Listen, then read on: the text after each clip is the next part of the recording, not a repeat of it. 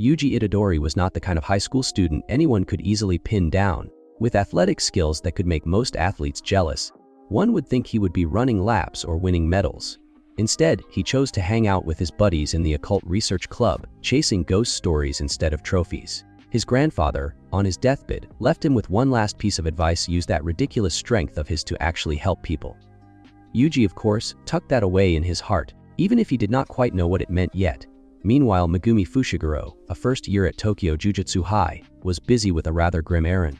He had been sent to retrieve a cursed object. Nothing ordinary, of course, but one of the 20 rotting fingers of Ryomen Sukuna, the infamous saddest of sorcerers. His search led him straight to Yuji's school, where he felt the cursed energy humming around like bad radio static. And, as luck would have it, Yuji's well-meaning but clueless friends had their hands on the finger. As curses began swarming, Megumi jumped into action, fighting them off with calm precision. Yuji, far from running, dove in to help. He could actually see the curses, and those last words from his grandfather were ringing in his ears. But the situation quickly spiraled, and in a reckless, almost absurd attempt to protect everyone, Yuji swallowed the grotesque finger. Yes, he literally ate it. Now here came the twist nobody expected. Instead of being ripped apart by Sukuna's overwhelming power, Yuji stayed himself. While Yuji felt he had just done the right thing, Megumi had another thought entirely. To him, Yuji was now walking around as the most dangerous ticking time bomb imaginable, and the only logical next step was to exorcise him. Then came Satoru Gojo, Megumi's teacher, and the kind of sorcerer who could casually stroll into chaos, like it was his morning coffee stop. With a grin that said he had everything under control, he swatted Sukuna down without breaking a sweat. For Yuji, it was the first taste of just how wildly unfair Gojo's power really was. Of course, Gojo did not show up just to play the hero. He had news, and not the cheerful kind. The higher-ups of the jutsu world had already decided Yuji needed to be executed. After all, he was now the walking container of Sukuna, the nastiest sorcerer in history. However, Gojo, being equal parts genius and troublemaker, had stalled the sentence. In his mind, why waste such a rare opportunity when they could actually use it? Here was his plan, and it was just as bold as it was terrifying. Sukuna's power had been chopped up into 20 nasty little souvenirs, his fingers preserved like cursed collectibles. Gojo suggested Yuji eat every last one of them. The logic was simple: if Yuji managed to house all that power, then once he was gone, Sukuna would be gone for good. A neat solution, if you ignored the part where Yuji would eventually die in the process. And Yuji, carrying his grandfather's words like a compass, agreed without hesitation. If sacrificing himself meant protecting people, then fine, he would do it. He even downed a second finger, proving he was in this for real, no turning back. With the deal sealed, Gojo took Yuji under his wing and brought him to Tokyo Jujutsu High. It was not just a school. It was the place where future sorcerers trained to fight curses and stay alive doing it. Yuji now had Megumi as a fellow student. Soon after, the team got a new addition, Nobara Kujisaki, the final first-year student and someone who clearly wasn't shy about making her presence known. With her sharp tongue and sharper nails, she balanced out Yuji's easygoing nature and Megumi's calm seriousness in a way that only she could. To get her started, Gojo decided it was time for some field training. Naturally, he didn't pick something mild. Instead, he dropped them into an abandoned building crawling with curses. Classic Gojo style, trial by fire, or in this case, trial by creepy spirits. Inside, Nobara came face to face with a curse that had taken a young boy hostage. At first, she found herself cornered and decided to surrender, which wasn't exactly the bold first impression she wanted to make. Luckily, Yuji stepped in, throwing himself into the mess so she could get her chance. With the distraction in play, Nobara pulled herself together and struck back, finishing the curse and saving the boy. It wasn't perfect, but it was her win, and that mattered. The story then cut back to her past, showing why she had such determination. Nobara once had a dear friend named Sari, a city girl who had moved to their countryside town. The locals, however, had treated Sari like she didn't belong, and eventually she left. For Nobara, that experience lit a fire. She wasn't going to stay stuck in that narrow-minded town. She wanted Tokyo, a place where she could live her way and not feel trapped. The trio's next mission took them straight into a detention center, and right from the start, it was clear this wasn't going to be a simple field trip. Kiyotaka Ijichi, the assistant director at Jujutsu High, had already wrapped the whole place in a barrier to keep regular people from stumbling in. If the building looked creepy on the outside, stepping inside was a full-on horror show. The prison had twisted into something nightmarish, and the inmates weren't just dead, they were brutally torn apart. Things escalated quickly when a special grade curse showed up, and not the kind that politely introduces itself first. Yuji jumped in to fight while Megumi kept his head straight and pulled Nobara out, knowing someone had to survive this mess. Yuji, however, wasn't so lucky. Mid-fight, his left hand was sliced clean off, and the situation went from bad to worse in seconds. With no other option, he let Sukuna take over. Now, Sukuna didn't waste time. He tore through the special grade curse with ease, almost like he was offended it dared to exist. He regenerated Yuji's severed hand in the process, just to add insult to injury, and then calmly collected one of his own fingers that had been powering the curse all along. With that done, Sukuna sat back, waiting for Yuji to come clawing back into control. But here came the unsettling part. For once, Yuji wasn't answering. No quick comeback. Sukuna stepped up to Megumi with that usual smugness, ripped out Yuji's heart like it was a casual warning sign, and basically set up a trap. If Yuji took back control, well, he'd drop dead instantly, leaving Sukuna free to enjoy the body with no interruptions. Smooth, if not a little twisted. After wiping the floor with Megumi, Sukuna didn't just move on. Instead, he paused, intrigued by the boy's potential, as if he had just spotted a rare collectible worth keeping an eye on. Megumi, though beaten, wasn't exactly broken. He explained that his stubborn drive to protect others came from seeing his sister collapse into a curse-induced coma. That pain shaped him, and honestly, he carried no regrets about letting Yuji live earlier. Sukuna might have thought he'd cornered him, but Megumi's resolve was its own kind of power. Then, in a fleeting and heartbreaking moment, Yuji managed to claw back control of his own body. It didn't last long, but he used those few seconds to say his goodbyes to Megumi before collapsing into death's arms. Days later, the second years, Maki with her sharp tongue, Toji with his cursed speech quirks, and Panda being, well, an actual panda, dropped in to brief Megumi and Nobara. Apparently, they had to gear up for a flashy inter-school competition with the Kyoto Jutsu High Squad, because nothing says character growth like being shoved into another battle arena while still grieving a friend. Meanwhile, behind the curtains, things got darker. 3 curses cozied up with Suguru Geto, a human who treated curses like his poker buddies. His master plan?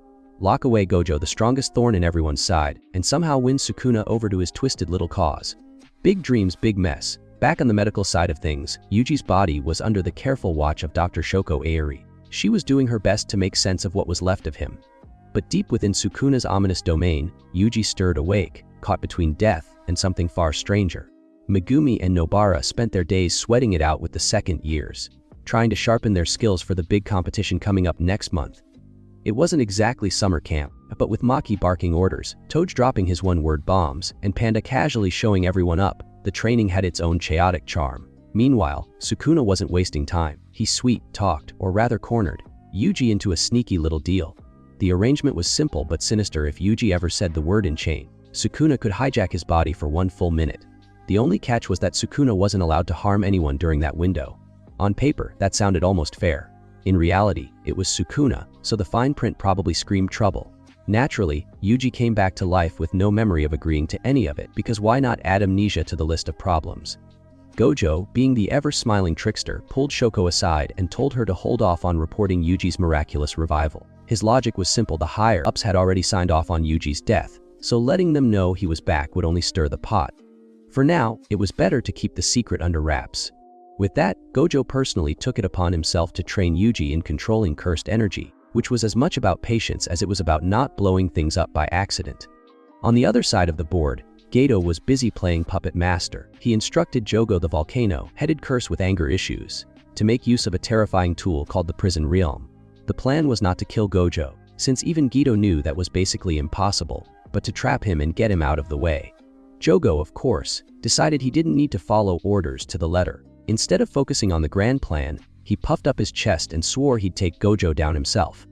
And so, with the confidence of someone who clearly had not done enough homework, Jogo set up an ambush while Gojo was on his way to meet the principal of Tokyo Jujutsu High. Jogo gave it his best shot at killing Gojo, but honestly, it was like throwing pebbles at a tank. Gojo didn't just dodge, he casually showed off his innate technique, the infinity.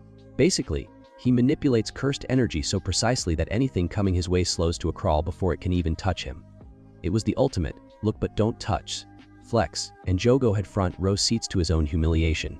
Then, just to spice things up, Gojo blinked out of sight, reappeared at Jujutsu High, grabbed Yuji like he was picking up takeout, and popped back to the battlefield, all in a matter of seconds. With Yuji in tow, he gave a quick crash course on domain expansions, because why not turn a life or death fight into a classroom demonstration? Jogo, desperate to prove himself, pulled out his own domain expansion, thinking this might finally even the odds. Spoiler, it didn't. Gojo responded by unveiling his domain, and the difference was night and day. He completely overwhelmed Jogo, leaving him in shambles. Then, just to finish the performance, Gojo calmly took Jogo's head off like it was nothing. Of course, the victory lap didn't last long. Before they could squeeze out any intel, Hanami swooped in and ran off with Jogo's severed head. Nothing like teamwork among curses, right? Meanwhile, back in their shadowy little clubhouse, Geto, Jogo, Hanami, and the newly manifested Mahito sat down for another round of scheming. Their grand plan: seal away Gojo using the prison realm and then release Sukuna. In other words, take out the biggest obstacle and unleash the world's worst roommate. Nobara and Megumi finally crossed paths with the Kyoto squad, and let's just say first impressions weren't exactly warm. They met Mai Zenin, Maki's twin sister with a personality as sharp as a blade, and Oe Todo, a third year who thought introductions should start with fists. Naturally, Todo challenged Megumi to a fight, and it wasn't much of a contest. He pushed Megumi to his limit so quickly it looked like a one-sided sparring session. Luckily, Panda and Toji jumped in before things went from embarrassing to catastrophic.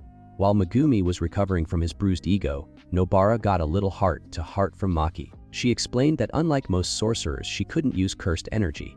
Instead, she leaned entirely on cursed tools, wielding them with skill sharp enough to compensate for her supposed disadvantage. It wasn't the flashiest power set, but Maki made it look like the most practical one in the room. Meanwhile, over at Jujutsu High, Gojo had his own showdown, this time with words. He cornered Kyoto's principal, Yoshinobu Kaganji, and didn't bother hiding his suspicions. According to Gojo, the higher-ups had intentionally thrown the Tokyo first years into the Cursed One mission, practically dangling them as bait. And Gojo, being Gojo, made sure to remind Kaganji of the bigger picture. Curses like Jogo and Sukuna were no joke, and the old ways of the Jujutsu world weren't going to cut it anymore. With talents like Yuta Okatsu and Yuji in play, things were shifting, whether the elders liked it or not. Fast forward a month and the world outside Jujutsu High took a darker turn. Mahito, ever the cheerful nightmare, strolled into a movie theater and casually killed 3 high school students.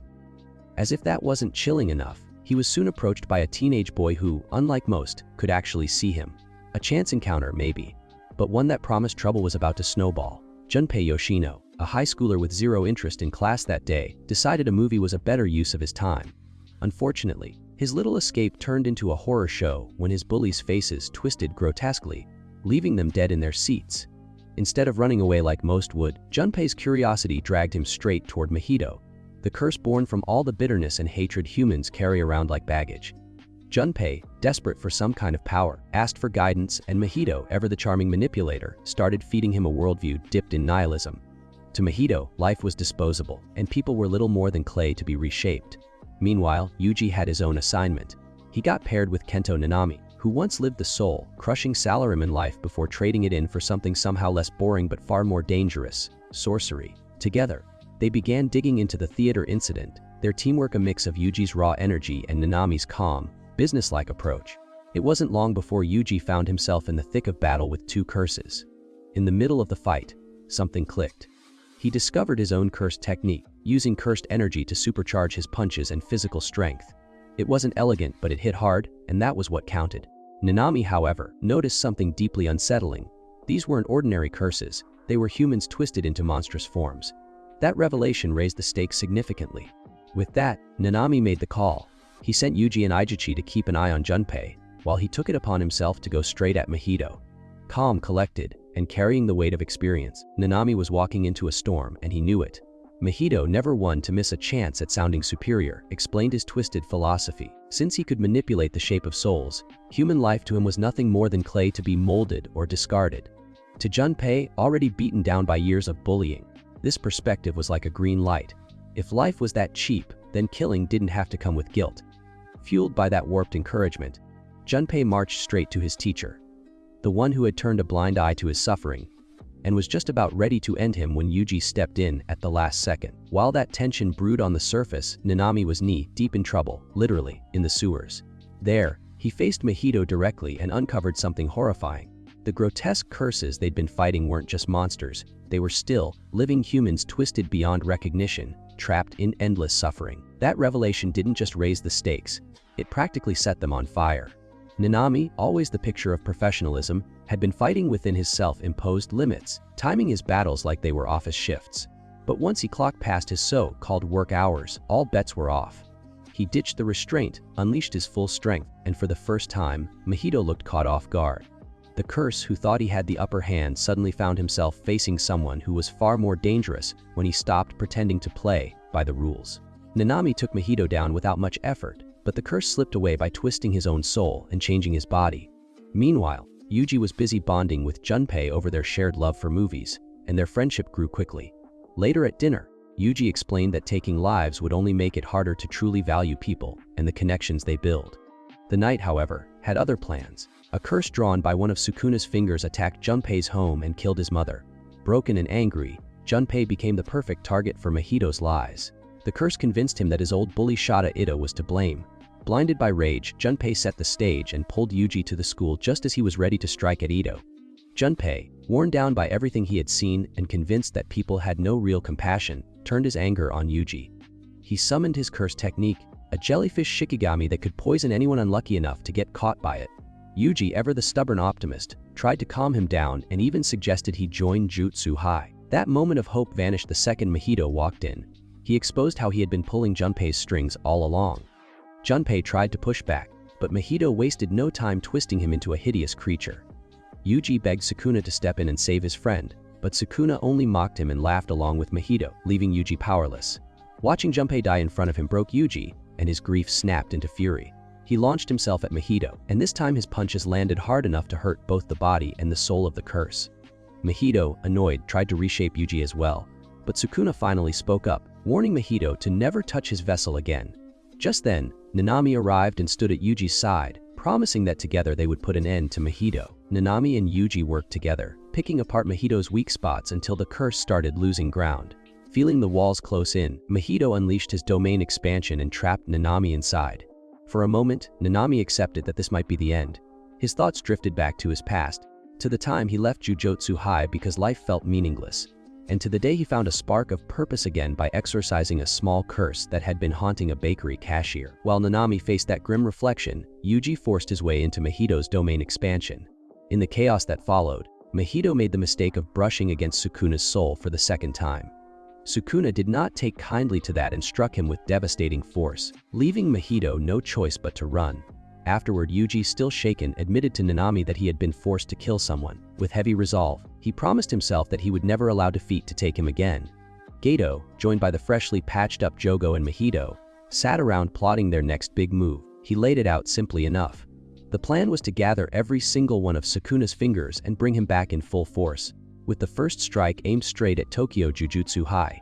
Meanwhile, the Kyoto students rolled into town for the exchange event, not knowing they were about to get a shock. Yuji popped back into the picture, very much alive after hiding in the shadows for 2 months. His classmates were stunned, though Yuji seemed more amused than bothered by their reactions. The event itself kicked off with 2 rounds, starting with a team face-off between Tokyo and Kyoto schools. Behind the friendly competition, though, things got messy. Following Gakuganji's orders, a handful of Kyoto students schemed to take Yuji out and dress it up as an accident, convinced that letting Sukuna's vessel live was too dangerous. Away from all that noise, Gojo shared a suspicion with Kyoto teacher Uchiha Imari. He believed there was a traitor hiding among the ranks of Tokyo Jujutsu High, quietly stirring up trouble from within. The Kyoto students kicked off their ambush on Yuji, but the twist was that the Tokyo team had already seen it coming. Thanks to some smart planning, they split up their opponents to even out the fight. Yuji ended up squaring off with Oi Todo in a straight hand-to-hand battle. Surprisingly, Todo had no interest in the plan to kill Yuji. Then came the funny part. When Yuji mentioned the kind of women he liked, it just happened to match Todo's taste. In an instant, Todo decided Yuji was his new best friend and started daydreaming about the deep bond they supposedly shared. While that strange friendship blossomed mid-fight, Megumi took on Noritashi Kamo, and Kasumi Miwa got ready to clash with Maki, who clearly had no intention of going easy on her. In the middle of their fight, Todo decided to play teacher and showed Yuji how to get a tighter grip on his cursed energy. Yuji, though still catching his breath, actually started picking it up. Meanwhile, things got messy elsewhere. Nobara was taken out by a non-lethal sniper shot from Mechamaru, who clearly preferred long-distance drama over close combat. That left Panda to step in, and he wasted no time throwing hands. During the clash, Panda dropped the truth bomb about himself. He was not just some talking animal mascot but a cursed corpse crafted by Gakuganji, built with 3 separate cores. Each core let him switch into a new form whenever one took damage, like a walking, talking survival kit. On the other side, Mechamaru's secret came out too. He was not really there at all, just a puppet being controlled from afar by Kokichi Muda, whose real body was frail and barely functional. To make up for it, Kokichi funneled cursed energy into his mechanical creations. The fight reached its peak when Panda brought out his gorilla form, and with raw power and grit, he smashed Mechamaru down for the win. Miwa went down quickly after making the mistake of underestimating Maki's complete lack of cursed energy. Meanwhile, Nobara clashed with Momo Nishimiya and was on the verge of winning, only to get taken out by a timely shot from Mai's revolver. That left the stage clear for the inevitable showdown between the Zenin twins. Flashbacks painted the picture of their past. Maki had walked away from the clan, determined to become a sorcerer strong enough to one day take the lead. Mai, on the other hand, stayed behind and got stuck filling the role her sister abandoned. Over time, her frustration festered into resentment toward Maki. During their fight, Mai pulled out her trump card and fired a cursed energy-infused bullet. Maki, unfazed, caught it with her bare hand, showing off the raw superhuman strength that more than made up for her lack of cursed energy.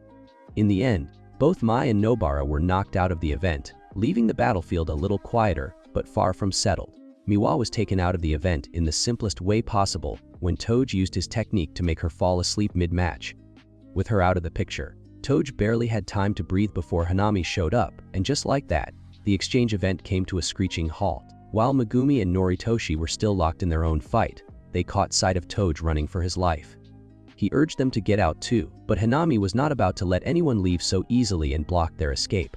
At the same time, the sorcerers pulling the strings behind Hanami's arrival set up a massive barrier around the area. It was designed to keep Gojo out while conveniently letting everyone else pass through, a setup that screamed trouble. With no help coming anytime soon, Toji, Megumi, and Noritoshi had no choice but to stand their ground and face Hanami head-on. Hanami barely flinched against the combined attacks from Toji, Megumi, Noritoshi, and Maki, brushing them off like they were nothing more than a warm-up. Just as things were about to get ugly for Maki, Yuji and Todo charged in to cut the curse off, while Panda and Momo focused on getting the other students out of danger. The fight that followed turned intense fast. Yuji showed off his new control of the Black Flash technique, a skill Todo had drilled into him, and his strikes carried a whole new level of power. Hanami, however, was not done yet. To keep the battle going, it pulled out a hidden second arm, making it clear this clash was far from over. Todo finally pulled back the curtain on his innate technique, Boogie Woogie. With just a clap, he could instantly swap the positions of anyone carrying cursed energy. Paired with Yuji's newly sharpened Black Flash, the two of them turned the fight into a dizzying storm of attacks that pushed Hanami to the edge. Before the curse could roll out its domain expansion, Gojo made his grand entrance. After casually flooring Juzo, one of the intruders, he tore down the barrier that had sealed him out. Then, without breaking a sweat, he unleashed a massive wave of cursed energy that shredded half the forest and left Hanami no choice but to flee. Elsewhere, Mahito kept himself busy, and it turned out he had managed to snatch up yet another one of Sukuna's fingers, quietly setting the stage for more chaos to come. Hanami barely managed to crawl away after Gojo's devastating strike, clinging to survival by the thinnest thread. At the same time, Mahito revealed that the entire attack on the competition had only been smoke and mirrors. While everyone was busy watching the chaos, he slipped into Tokyo Jujutsu High, killed several sorcerers, and walked out with 6 of Sukuna's fingers and 3 special-grade cursed wombs as if it were a shopping trip. Afterward, Geto gathered the curses and restated the real prize. Their grand plan was to launch a massive operation in Shibuya on October 31st. The orders were simple but chilling. Seal Gojo above all else, keep Sukuna untouched, and make sure no unnecessary harm came to the students, especially Megumi, who had clearly caught Sukuna's eye for reasons no one wanted to guess at. When the dust settled, Gojo decided the students had had enough bloodshed. Instead of dragging out the rest of the exchange event with more fights, he called for a break and replaced it all with a light-hearted baseball game, giving everyone a moment to breathe before the next storm rolled in. Megumi, Nobara, and Yuji were sent out to look into a string of strange deaths tied to Megumi's old school, Saitama Urami East Junior High. It did not take long for them to piece things together and realize a curse was behind it all. The situation turned personal fast when they discovered that Megumi's stepsister, Sumiki, who was still lying in a coma, might end up as the curse's next target if they failed to exorcise it in time. While the trio dealt with that mess, Mahito and Geto were busy moving their own plans forward. They went a step further with the death paintings, cursed wombs that were part human and part curse, and brought one of them fully to life. It was the kind of move that promised nothing good for anyone standing in their way. 2 curses showed up and wasted no time splitting the group apart, dragging Yuji and Nobara away from the school and leaving Megumi to handle a special grade curse all by himself. The fight pushed him right to the edge, and in that desperate moment, he remembered Gojo's words. That bit of advice lit a fire in him, and for the first time he unleashed his domain expansion, Chimera Shadow Garden. The gamble paid off. Megumi managed to take down the curse and even came out of it holding one of Sukuna's fingers. Afterward, the victory left him deep in thought as he reflected on his past and his bond with Sumiki. Meanwhile, Yuji kept up the chase against his own opponent. In time, his path crossed back with Nobara, who was still busy with hers, and the two finally regrouped, ready to face whatever came next together. Yuji and Nobara found themselves in serious trouble when the cursed Wum brothers hit them with the decay technique, a nasty ability that threatened to rot their bodies away within minutes. Nobara never won to back down, fired back with her resonance technique, and managed to swing the fight in their favor. Working together, she and Yuji exorcised the brothers, only to realize they were death paintings. The victory carried a heavy weight as they were forced to face the truth that they had just killed humans. Not long after, they stumbled upon Megumi lying unconscious beside one of Sukuna's fingers. When he finally came to, he immediately warned Yuji not to eat it. But before anyone could act, Sukuna seized control and swallowed the finger, leaving the group powerless to stop him. 2 days later, Gojo sat down with Utime to talk about the growing suspicion of a traitor hiding within Jujutsu High. To dig deeper, he sent a hefty payment to Mei, trusting her to handle the investigation. Back in 2006, Utime Ori, who was a second-grade sorcerer, and Mei, a first-grade sorcerer, walked into a cursed house for an investigation and ended up stuck inside like clueless guests at the wrong party. Luckily, the second-year students, Satoru Gojo, Suguru Geto, and Shoko Ayer showed up and pulled them out. Of course, instead of being praised, the three got scolded for being a little too reckless with their heroics. Later, Gojo and Geto casually tossed around their thoughts about what it really meant to be a Jujutsu sorcerer, and how unfair the balance of power was between sorcerers and ordinary people. Not exactly light dinner talk, but it set the tone. Their next mission came straight from Master Tengen, who had his own set of complicated problems. His immortality technique worked fine, but every 500 years he needed to merge with someone called the Star Plasma Vessel to avoid evolving into something not so human. This time, the vessel was Riko Amanai, a 14-year-old girl who suddenly found herself on every curse user and cultist's most wanted list. Gojo and Geto were tasked with keeping her safe, but trouble did not wait long. Members of a group called Q jumped them almost immediately, and while they were busy with that, the Time Vessel Association decided to up the stakes by hiring none other than Toji Zenin, who now went by his wife's maiden name, Fushiguro. His job was simple but brutal: take out Riko before the merger could ever happen. Gojo and Geto made quick work of the Q members, hardly breaking a sweat, and then finally met Riko along with her caretaker, Misato Kuroi. The plan sounded simple: take the girl straight to Jujutsu High where she would actually be safe. But of course Master Tengen had other ideas. He insisted they let her enjoy one last day of freedom, since once she merged with him, any chance of a normal life with friends and family would vanish like smoke. On the other side of things, Toji was busy scheming. Knowing full well he could not take Gojo head on just yet, he played it smart and slapped a 30 million yen bounty on Riko. His strategy was to let greedy bounty hunters soften Gojo up first, and then swoop in when the timing was right. During one of the clashes, Gojo found himself struggling to properly use his reverse curse technique Red. It was a bit of a messy moment, but thanks to his 6 eyes and limitless abilities, he managed to turn the fight around and win. Just when things seemed to calm down, Riko's phone buzzed with a text, and the message was a gut punch: her caretaker Kuroi had been kidnapped. Gojo and Geto swept through the Q members without much effort, but Master Tengen had a different take. He wanted her to enjoy one last day of being a regular teenager, since after the merger her ordinary life. Gojo, Geto, and Riko did not waste time. They marched straight into the Time Vessel Association's base in Okinawa and managed to rescue Kuroi without much ceremony. Since the bounty on Riko's head was still active, the group decided to stay put on the island for a while.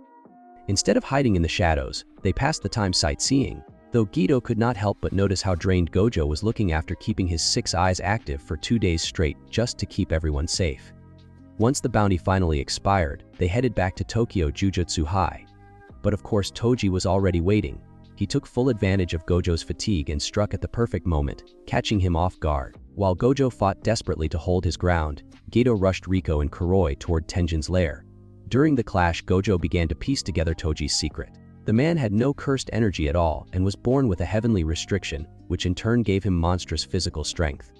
To make things worse, Toji carried a special grade cursed tool that could completely cancel out cursed techniques, allowing him to slice through Gojo's defenses and seemingly kill him. Meanwhile, inside Tengen's lair, Geto sat down with Riko and gave her a choice. He told her she did not have to go through with the assimilation if she did not want to, since both he and Gojo were willing to stand against Tenjin for her sake. Riko, finally able to voice her heart, admitted she just wanted to live an ordinary life, but before she could take a single step toward that future, Toji appeared out of nowhere and coldly shot her in the head, leaving Geto frozen in shock. Geto faced off against Toji, who had already taken out Kuroi as if things were not bad enough. He tried to absorb Toji's cursed spirit, but the attempt went nowhere and ended with his defeat. Toji then carried Riko's bodies straight to the Time Vessel Association, dropped it off like a package, and walked away with his payment. However, his victory lap did not last long. Standing in his path was Gojo, very much alive thanks to pulling off his reverse curse technique for the first time and healing himself mid-death. This time, Gojo was not playing around. He unveiled another first, his limitless technique fused into hollow purple and blasted away the entire left side of Toji's body. As Toji lay dying, he let slip a final piece of information. His son, Megumi, would eventually be sold off to the Zenin clan, and Gojo could do whatever he wanted with that knowledge. Later, Geto reached the church and found Gojo standing beside Riko's body. Gojo, cold and detached, asked if wiping out the non-sorcerer cultist was worth it. Geto, still holding on to some sense of principle, told him revenge without purpose was empty, and a Jujutsu sorcerer's actions always needed meaning. A year rolled by and Gojo was no longer the same sorcerer he used to be. He had powered up so much that he was constantly sent out on solo missions, while Geto was left stewing in his own thoughts, feeling more and more cut off from everyone else. His beliefs about non-sorcerers started cracking under the weight of it all. Then came Yuki Tsukumo, a special grade sorcerer with her own bold philosophy. She explained that curses could vanish entirely if humanity simply stopped producing cursed energy, and since cursed energy came from non-sorcerers, the solution seemed clear in her eyes. Geto chewed on that idea and came to his own grim conclusion. If that kind of world was ever going to exist, it would only happen by wiping out every non-sorcerer, forcing humanity to evolve.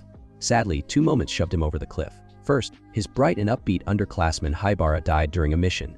Then, he stumbled upon the Hasaba sisters, young sorcerers who were being abused by non-sorcerer villagers. That was the final straw. His simmering disdain boiled over, and he unleashed absolute carnage, massacring the village and even killing his own parents. The act stamped him with a death sentence. To make matters worse, Geto didn't back down. Instead, he announced his grand plan to build a world where only sorcerers could exist, and in a move that left Gojo both furious and heartbroken, he seized control of the Time Vessel Association. Years ticked by and Gojo crossed paths with little Megumi, only 6 years old at the time. Knowing the Zenin clan's reputation, he took the boy under his wing to shield him from their grip. Fast forward to October 2018, the present day. Gojo was peacefully napping, but his quiet moment ended when Megumi, Yuji, and Nobara showed up to drag him back into the mix. Oi, Toto and Mei decided it was time to give some recognition, so they officially recommended Yuji, Megumi, Nobara Maki, and Panda for a promotion to Grade 1 sorcerers. The timing could not have been better, since all of them had been through enough chaos to earn the badge of honor.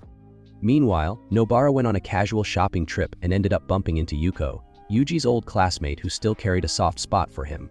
Naturally, Nobara wasted no time stirring things up and invited Yuji and Megumi to hang out with them. The little outing was as awkward as expected, but it gave everyone something to laugh about afterward. Soon after, the trio sat down with Utime to dig into a much bigger issue, the mystery traitor inside Jujutsu High who was cozying up with curses. After some thought, they pinned their suspicions on Kyoto student Kokichi Muda. The problem was, when they went looking, his actual body was nowhere to be found. That is when the truth spilled out in a flashback. Turns out, Muda had cut a deal behind closed doors with Geto and Mahito. If he lent them a hand, Mahito promised to fix his wrecked body using idol transfiguration. The plan worked, and once Muda had his body restored, he wasted no time. He rolled out ultimate Mechamaru, ready to throw hands with Mahito. His goal was clear: take down the curse and warn Gojo about the storm Geto was preparing. Mahito, being the slippery curse he was, shrugged off most of the damage from Muda's attacks. Still, Muda was not holding back either. He fired off a cursed energy-packed missile that went straight for the soul, leaving Mahito more rattled than he would ever admit. In response, Mahito pulled out the big guns and opened his domain expansion, locking Muda inside. For a moment, it looked like game over, but Muda had a trick up his sleeve too. He popped a simple domain that tore Mahito's apart like it was cheap wallpaper. With the upper hand in sight, Muda aimed to strike at Geto, ready to finally flip the tables. Unfortunately, Mahito had other plans. Despite the beating, he managed to survive, and with one perfectly timed counter, he blindsided Muda and ended his fight for good. A few days passed, and then came Halloween in Shibuya. Instead of candy and costumes, the city had a nightmare. A massive veil was dropped over the area, trapping thousands of civilians like fish in a net. The worst part was that the people inside were manipulated into calling out for Gojo, practically begging for him to step into the trap. Sorcerers scrambled into action with teams stationed at different entrances. Megumi, Nobara, Maki, Nanami, and Panda all spread out to hold their ground. And as always, Gojo decided to handle things his way and walked into the veil all by himself. Gojo stepped into the chaos of Shibuya Station, packed wall-to-wall with civilians, and found himself face-to-face with Jogo, Hanami, and Choso waiting for him right on the train tracks.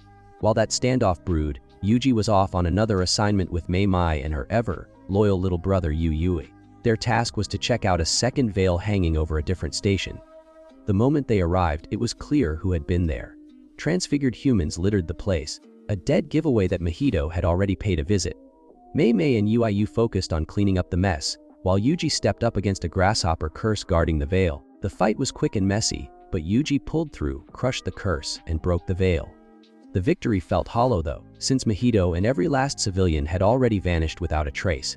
Back at Shibuya Station, Jogo was putting Geto's playbook to good use. He turned the panicked crowd into Gojo's biggest handicap, limiting his movements and tying his hands when it came to unleashing his full power. To make things worse, Jogo and Hanami paired up to activate domain amplification, a move that cancelled out curse techniques altogether. This forced Gojo to keep dodging instead of striking back the way he usually would. All the while, Jogo kept one thing in mind: Geto's orders. They just needed to stall Gojo for 20 minutes until he arrived with the prison realm, and then the real trap could be sprung. Gojo wasted no time and finished off Hanami with his limitless technique, leaving the battlefield one curse lighter. Just when things looked manageable, Mahito decided to turn the chaos dial all the way up and unleashed 1,000 transfigured humans into the packed station. Panic spread like wildfire, and the casualties began piling up.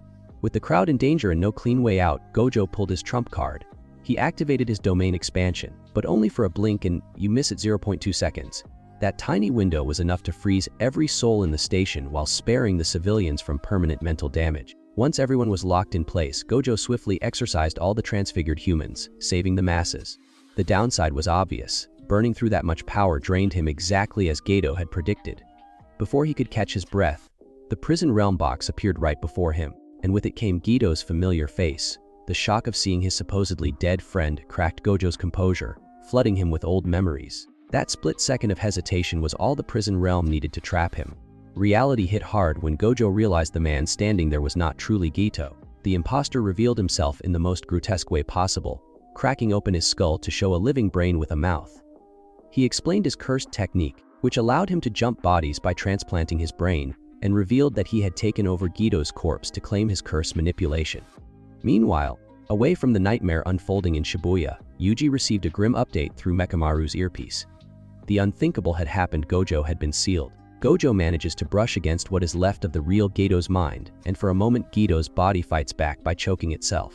That little stunt leaves pseudo-Geto wide-eyed, but he quickly collects himself and keeps the prison realm steady enough to seal Gojo away. On the other side, Yuji learns about the disaster through a Mechamaru earpiece, one of the little safety nets Muda had left behind in case things went south.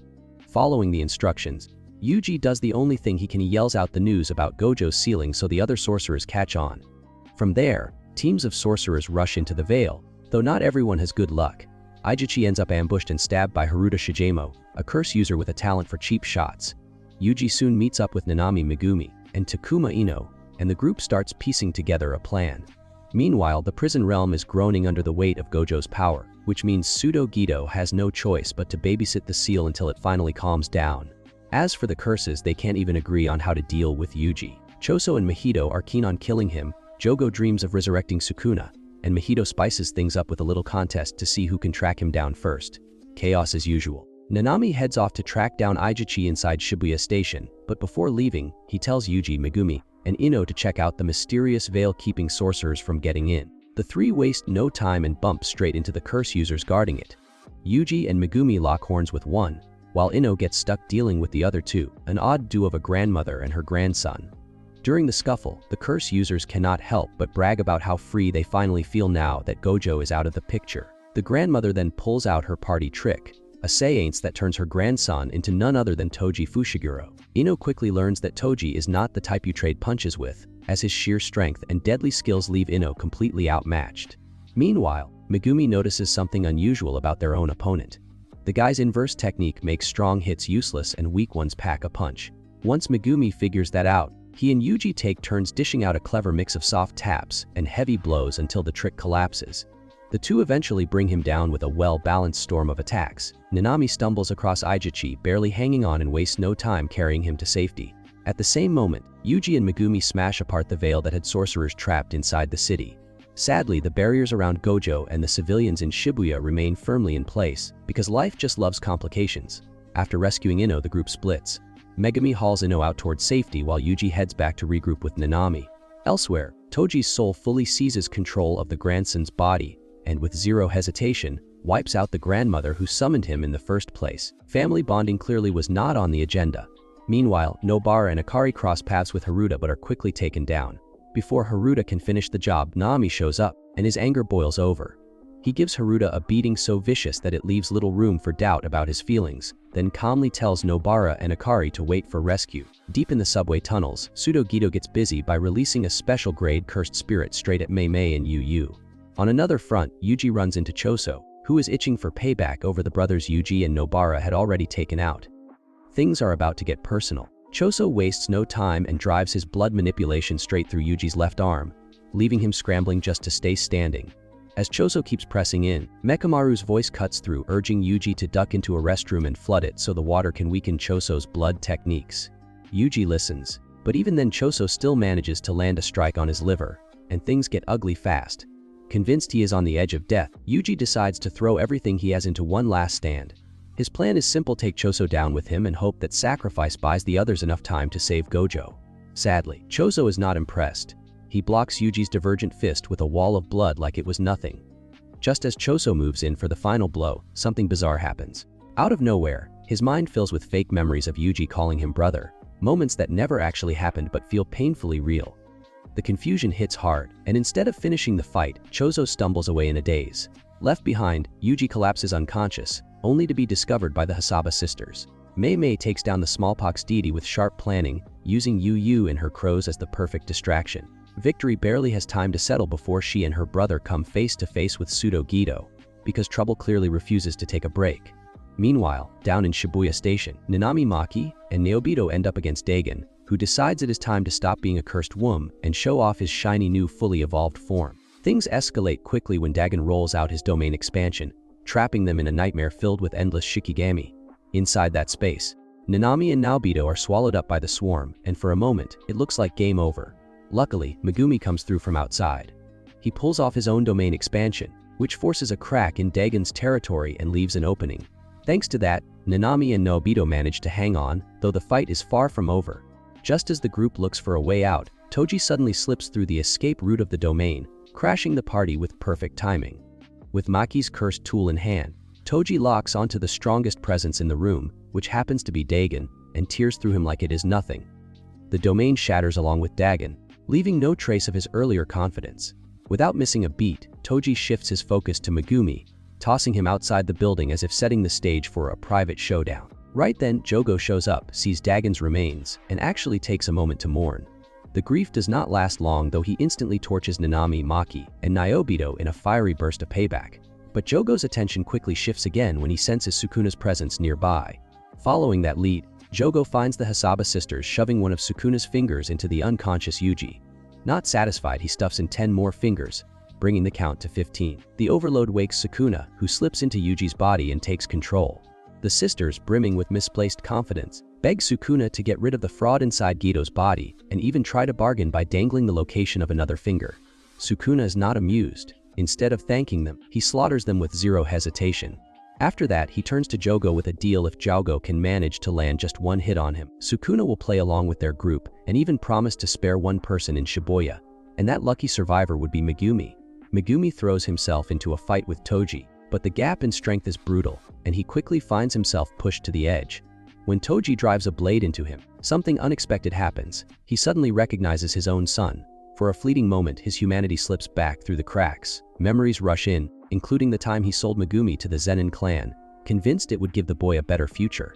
Instead of shame, Toji feels pride knowing Megumi chose to walk away from that name.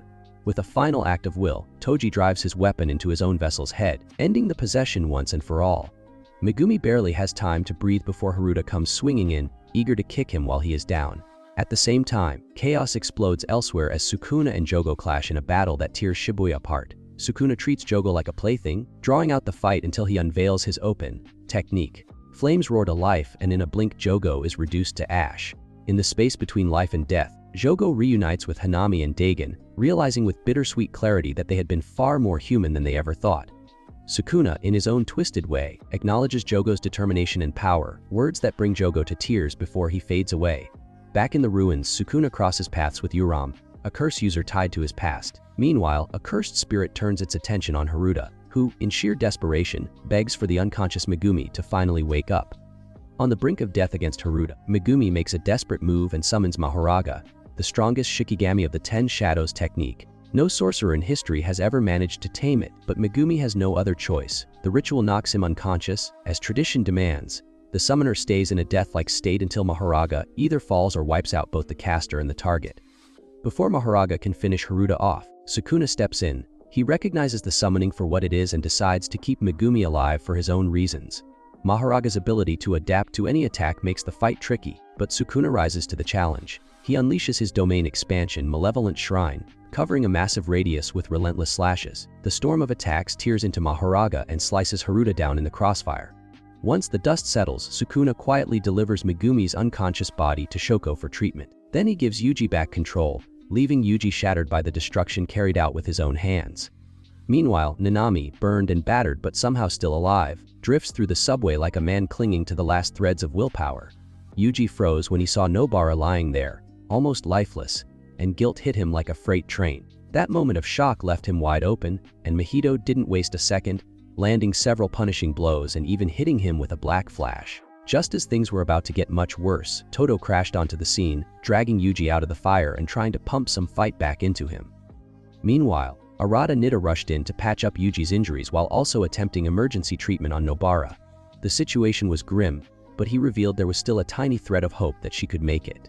Not wasting any time, Todo and Yuji squared off against Mahito again, while the rest of the Kyoto students started moving towards Shibuya to back them up. Their delay wasn't random. Mechamaru's puppet had been running its own show, keeping them safe because it figured only Todo and Arata really had a shot at surviving. To turn the pressure up a notch, Mahito unleashed a massive wave of transfigured humans, pushing the fight out of the confined space and into the chaos of the streets. The battle was about to get even messier, and everyone could feel the city itself holding its breath. Yuji and Todo kept going at Mahito, refusing to let him split them up no matter how hard he tried. Mahito, thinking ahead, worried about Sukuna getting angry for messing with Yuji's soul. To cover himself, he tried to copy Gojo and briefly activate a 0.2-second domain expansion, just enough to land a hit on Todo. That backfired though, because Todo cut off his own hand before idle transfiguration could do its nasty work. Then, with a sharp clap, Todo's cursed technique messed with Mahito's mind, leaving him wide open for Yuji, who landed a perfect black flash straight on Mahito's soul. Things escalated fast. Mahito finally understood the true shape of his soul and used idle transfiguration on himself, morphing into his ultimate nightmare form, the instant spirit body of distorted killing. Todo played him like a puppet, tricking Mahito into thinking he could still use his cursed powers, and Yuji didn't waste the chance, hitting him with another black flash that completely shredded the enhanced form. Cold and unflinching, Yuji made it clear he would kill Mahito as many times as needed. Panicked and desperate, Mahito tried to make a run for it, but Geto appeared, stopping him and offering a lifeline, at least for now. Mai and Yu made a quick escape to Malaysia, leaving the chaos behind. Meanwhile, Geto wasn't wasting time. He absorbed Mahito, taking over his cursed technique like it was just another collectible. When the Kyoto students showed up, Miwa jumped straight into action, forcing Geto to counter with his own move, Maximum Uzumaki. Kusakub stepped in at the perfect moment, managing to deflect the attack and keep things from spiraling completely out of control. Then Choso arrived and dropped a bomb on everyone, revealing that Geto was actually Noritoshi Kamo, a sorcerer so notoriously evil that his name alone made people shiver. But Geto wasn't done showing off. He casually mentioned that Noritoshi Kamo was just one of the many identities he had worn over the centuries, like a villain with a wardrobe of chaos. Choso, realizing Yuji was his younger brother, threw himself into the fight, but Geto was too strong and overpowered him. The other sorcerers rushed in to help, only to be stopped by Yoram, who froze the battlefield with the Frost Calm cursed technique. Just when it looked like everyone was stuck in an icy trap, Yuki Tsukumo showed up, ready to shake things up and join the fight. The scene is shaping up like a messy family reunion with magic, betrayal, and plenty of frozen chaos. Yuki stepped up to Geto, clashing with him over their very different visions for the world. Yuki believed humanity could evolve by getting rid of cursed energy, while Geto had a grander, darker plan to refine it and squeeze every drop of potential out of it. While they faced off, Geto didn't waste a second. He used idol transfiguration on two separate groups across Japan, one made up of people like Yuji, who had swallowed cursed objects, and the other of those with latent cursed techniques, like Junpei, forcibly turning them into sorcerers. Among those awakened was Megumi Fushiguro, thrown into a world she didn't ask for. Geto revealed that the goal was to spark conflict among these newly transformed sorcerers to better understand cursed energy, all while he released 10 million cursed spirits across Japan to throw the country into chaos and cover his faction's escape. Before vanishing, he sent a chilling message to Sukuna, declaring his intention to resurrect the Heian era, the supposed golden age of Jujutsu sorcery. In the aftermath, the Japanese government scrambled, realizing they had no choice but to start revealing the existence of cursed energy to the public. At the same time, Jujutsu headquarters issued shocking rulings in response to the Shibuya Incident. Gojo was branded an accomplice, Principal Yaga was sentenced to death, and Yuji Itadori's execution was back on the table, with Yuto Okatsu named as the one to carry it out. The world was spinning faster now with chaos, betrayal, and new powers all colliding like a storm nobody could control. Thanks for watching. Check out this next video, and remember to subscribe and zap.